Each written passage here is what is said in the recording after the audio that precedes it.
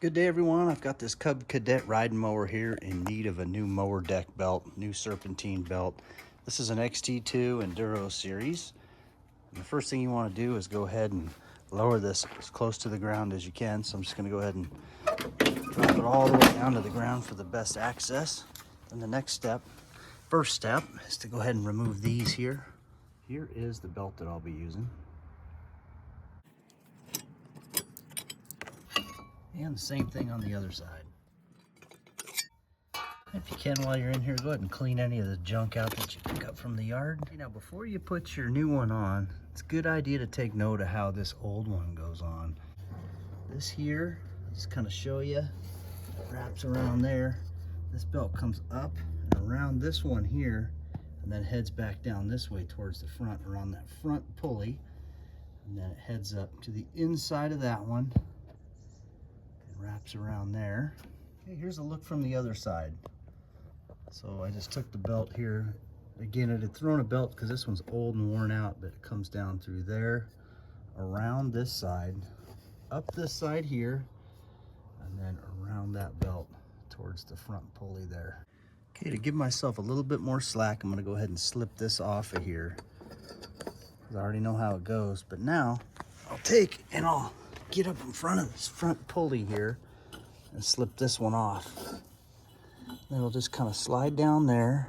Okay, you see this bracket right here? There's a bracket right here, right there, and right here, inhibiting the belt from coming out. So you take it and just pull that through right here, and it'll move. That way you can get your belt around there. This is just a guard to keep it in place. Sorry for the moving camera. Just gonna reach up and pull this thing through. Slip it out of the way there. Just allows just enough room to get that thing out of there. And that was kind of the hardest part. Now the rest of it will just kind of slide off. So got that off there. Take this and just pull it on out. This thing will move around a little bit too for you. These little pieces right there can be hard to navigate. I don't know if you could see that, but sometimes you'll have to loosen those up. Okay, yep, exactly like I thought. Can't really get this belt out of here. So we're gonna just take this off, and then this is a 9/16 socket. It's a deep socket. Might be able to get away with a regular, but I'd use the deep socket.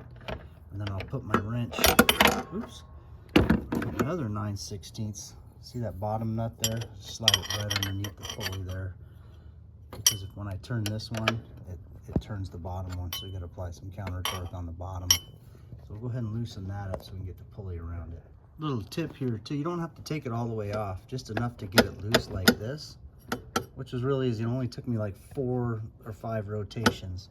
Then you can take this, see how it moves? It creates more space in between that little saver or stop right there, whatever you want to call that. And you can just pull the belt right off. Okay, another little tip too. Might be hard to get your wrench underneath there because of clearance issues. So take and just push it in there like that. There's a little trough right there. You can slide your wrench right underneath there. That's what I did. And then it'll even slide back with the box end wrench on there. It'll allow you to apply counter torque and loosen this too. Okay, the other thing you can do, let's just say you can't move this thing. You can just take and kind of bend this piece out a little bit to create a little more clearance there, and then bend it back. So I was able to slide the belt out of there, no problem. Now the belt is free. Let's go compare it to the one we just bought. Okay, there's the two of them. If you stretch them both out, they're both the same size, so we got the right one. Just taking the loop end, and first thing I'm gonna do is just bring it right in here. Bring it underneath that and attach it around okay, got it around there. Now we'll go ahead and move this back into place. Okay, so from the front there, and we take and go around right down in here, right around that one there. And we bring it around this one. So we have to push that out to get it back in. Around that, snugs in there like that. We'll tighten this back down here too, but let's get it around these other pulleys first. And then this one's gonna come up. come up through here like this.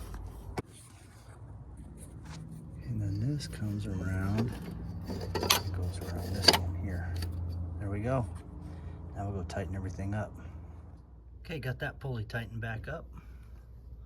And same thing, I'll go ahead and slide that aside, slide my wrench underneath it and grab that nut, and then tighten it up from up there.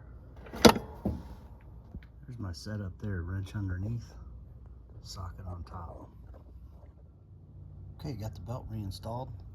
All I gotta do is just install these covers on both sides. Here's another little tip that helps for putting these things back on. I use this little 90-degree, it's made for impact, but this thing is perfect for this job because you can slide this in here, you know, because you can't get, because this is in the way, you can't get in there and get any downward force in there, but